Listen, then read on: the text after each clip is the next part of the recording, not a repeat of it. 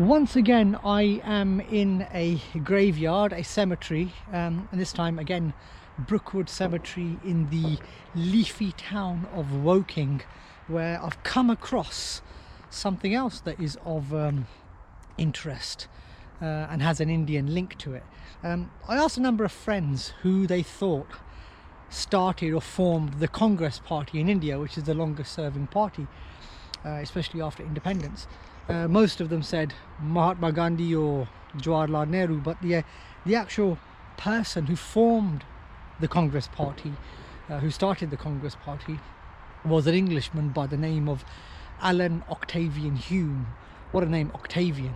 So Allan Octavian Hulme formed the Congress Party, and he started the Congress Party. I've just found his grave here as well. It's a very modest looking one, to be honest. I was expecting something a bit more grander, but just looking at the grave here of Allan Octavian Hulme, it's very modest, I would say. Just looking at some of the other ones that are here, and especially for someone who holds quite a significant role in the forming of the Congress Party. So on his headstone it's written Allan Octavian Hulme, son of the late Joseph Hulme, MP. So his father was an MP. Born June the 4th, 1829. Died July 31st, 1912. At rest. So also Maria, does that say Jane Burnley Scott, widow of Rose Scott and daughter of the above. So he's also buried here as well. 1854 to 1827, so it's a double burial here. So yeah, Allan Octavian Hulme, the individual who started the Congress Party, is actually buried also at Brookwood Cemetery in Woking, just to get a shot from behind the grave.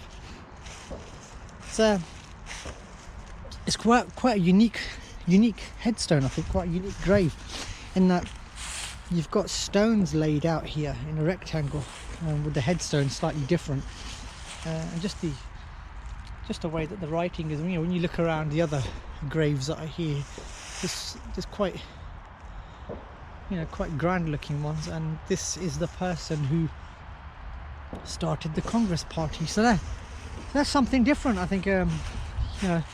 Something that isn't known widely. I think if you ask most people who started the Congress Party, it'd be either the Nehrus or the Gandhis that would come up in conversation as to one of those started it up.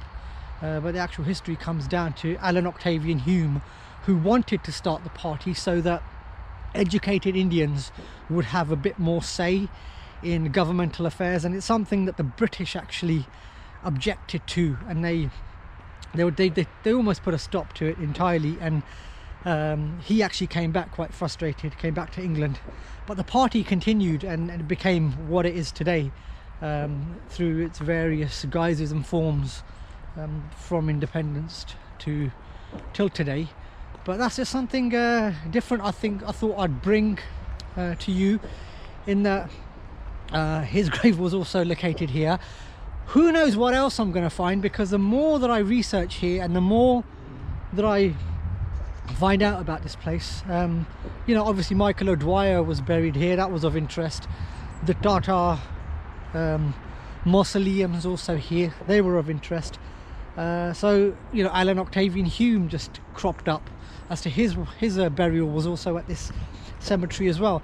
And who knows who else is buried at this place, because the more that I research and the more correspondence that I get from Brookwood, thank you to Brookwood as well, because they've been quite forthcoming in providing information and getting that to me. So I would like to thank them, because it's because of them that I've been able to visit this place and film here.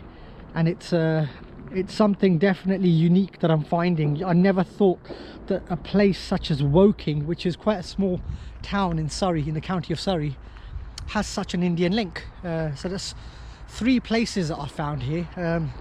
After I did the Tata mausoleums, there's more that I researched. There's actually a lot more there. So maybe someday I'll go back and visit that particular area and do another feature on them. But for today, that's Allan Octavian Hulme. Sounds like a Roman emperor's name, Octavius.